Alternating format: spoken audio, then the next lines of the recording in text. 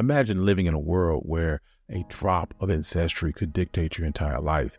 This principle was known as the one-drop rule, a concept deeply rooted in American history, and its echoes still reverberate today in the way that we view mixed-race individuals, people like Barack Obama, Tiger Woods, and Kamala Harris.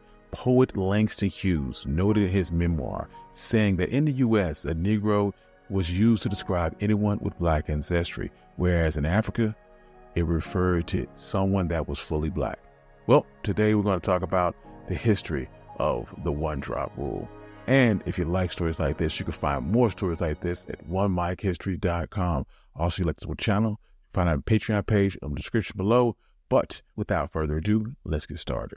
The one-drop rule is a social and legal principle of classification that has historical prominence in the United States. The rule asserted that a person with just one drop of African ancestry was considered black, regardless of their physical appearance. The origins and implications of this rule were deeply intertwined with history of slavery, segregation, and racial dynamics in America. This idea dates back to 1662 Virginia law that laid the groundwork for over 3 centuries of racial categorization. This law set out to meticulously dictate the social standing of mixed-race individuals. One famous historical case involves President Thomas Jefferson. DNA evidence and historical records believe that he had at least 6 mixed-race children with his enslaved concubine, Sally Hemings. Sally was predominantly white and was the half-sister of Jefferson's wife. 4 of these 6 children lived to adulthood, and even though they were mostly of European ancestry, which would have made them legally white had they been born free, Virginia's law at the time considered them to be enslaved because their mother was enslaved. In colonial America, where you fell on the racial spectrum was not just about how you looked, it determined their very existence. Dark skin, broad noses, and tightly coiled hair were more than physical attributes. They were symbols that branded you socially inferior. This crude categorization enforced a brutal hierarchy. White meant freedom, black meant enslavement, and it was fairly straightforward. But life is rarely that simple. Extensive racial mixing blurred these rigid lines of race and status. Records as early as 1630 showed these anxieties. Colonist Hugh Davis, for instance, was publicly whipped for having sexual relations with a black woman. Interracial relationships, although rampant, faced harsh punishments, and any white person caught in such an act faced public humiliations and reprisals. This mixing posed a significant problem for white supremacy at a time when, in many places, blacks outnumbered whites. There was a palpable fear among whites of losing control of their enslaved population. Therefore, keeping white supremacy pure became an obsessive goal.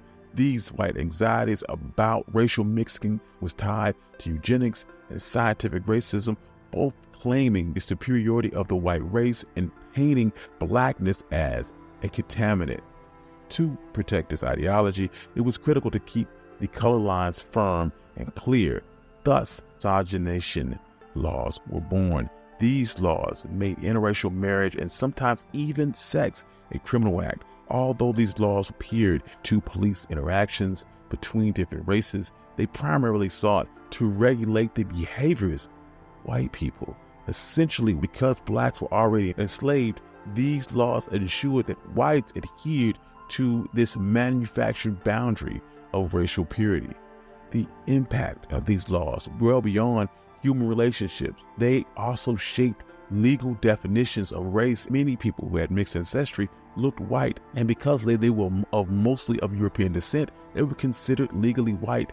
Different states had legal variations of what it meant to be black or white. For example, in 1822, a law in Virginia said that to be called a mulatto, a term that was borrowed from the Portuguese and the Spanish, which comes from the Latin word meaning mule, person needed to have at least 1/4 of black ancestry. The Nat Turner Rebellion in 1831, Virginia made new rules limiting the freedoms of freed black people. However, they didn't establish the one-drop rule right away. In 1853, when this rule was suggested, lawmakers realized that it could negatively impact many people who were already legally considered white. Over time, however, These rules changed. By 1910, Virginia updated this law to someone who had 1/16 Black ancestry, and by 1930, any African descent at all meant that a person was legally considered Black. Contrasting with Virginia's stance on racial definition, New Orleans exhibited a more nuanced approach. New Orleans in particular has a long history of racial classification. This city had created a multi-tiered system, quite distinct from the binary classification that you would see elsewhere. Whites held the highest status, Blacks held the lowest, but in between, there was something called the Creoles of color, and they had carved out an intermediate of that precarious social status. These Creoles were the product of generations of intermixing between whites, Africans, and the indigenous people. Unlike other regions, interracial relationships were more tolerated and somewhat encouraged in colonial Louisiana.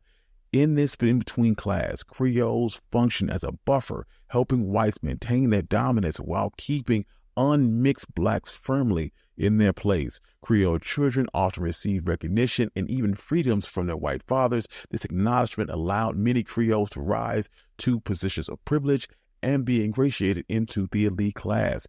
Within this status came a sense of superiority over Blacks, despite the fact that many of them had Black ancestry. This is where it gets even more intricate because Louisiana developed an even more intricate caste system based on fractions of Black ancestry. This is where you would see terms like quadroon, octoroon, and griffe.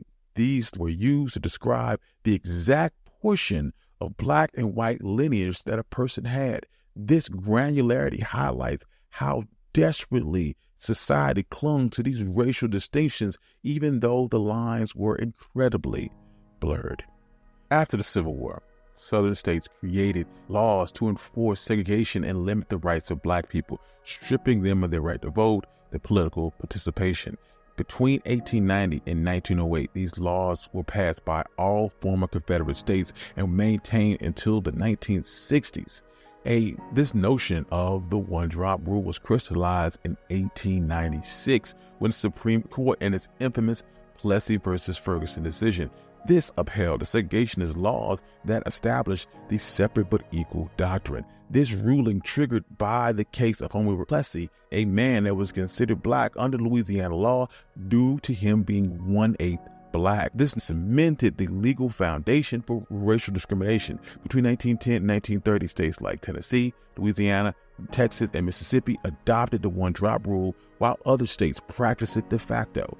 This period was marked by legal enforcement of racial segregation and extended well into the 20th century, embedding systemic racism deeply into the fabric of American society.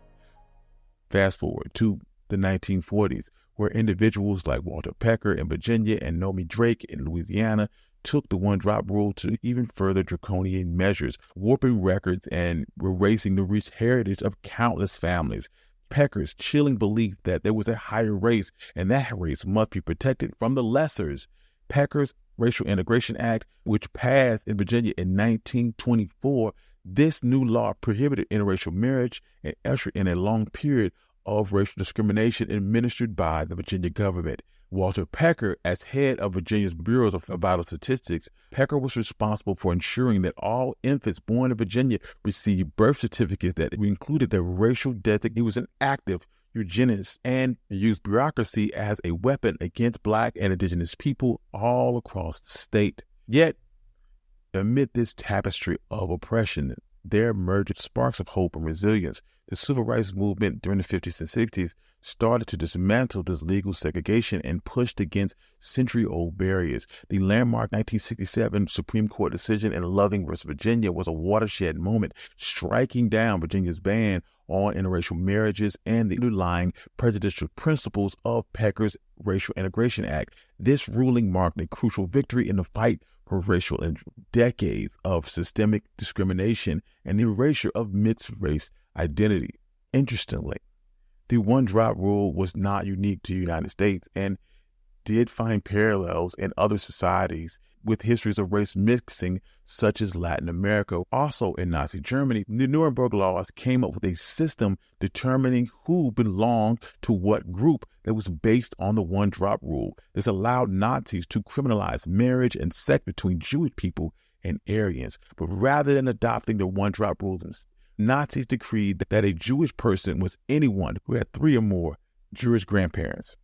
Even today, the remnants of the one-drop rule persist in our societal consciousness. Take, for instance, the story of Rachel Dolezal, a controversy that triggered a national debate about the authenticity of racial identity, and the 2000 census allow individuals to identify with more than one race for the first time. The history of the one-drop rule encapsulates the complexities and contradictions of America's racial history.